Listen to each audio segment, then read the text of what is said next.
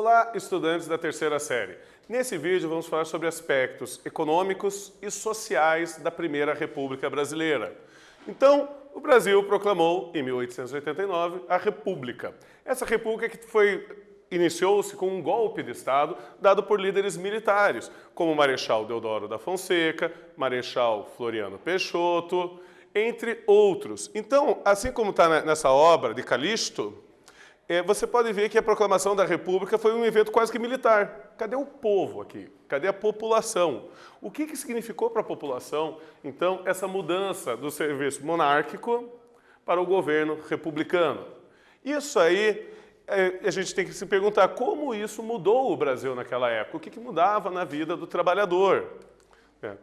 E também vai ser um período em que nós vamos ter um grande êxodo rural do Brasil. O que é o êxodo rural? É aquele processo da população que vive no meio rural sair e ir em direção à cidade, se mudar, e aí você vai ter um processo de crescimento da cidade, de urbanização.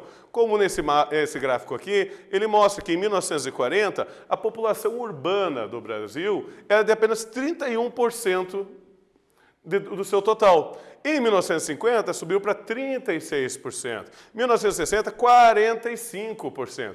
Em 1970, a população urbana brasileira passou a ser mais da metade de toda a população brasileira. E chegando aí até 2010, anos mais recentes, com um percentual de 84% de toda a população brasileira está morando nas cidades hoje. Apenas 16% da população brasileira hoje mora no campo.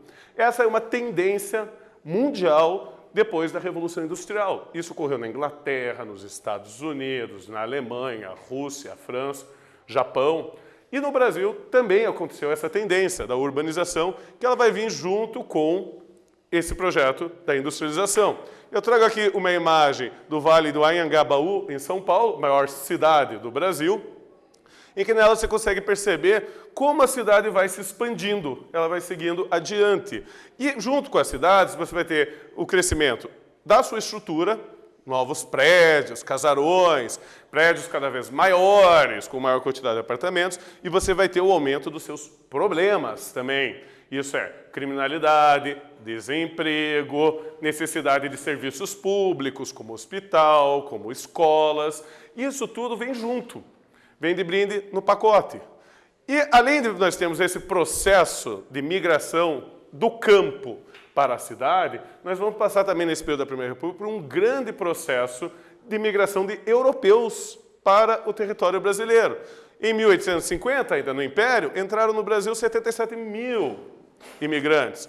Em 1890, um ano depois do Império, entrou 1.200.000 pessoas no território brasileiro, procurando emprego, trabalho.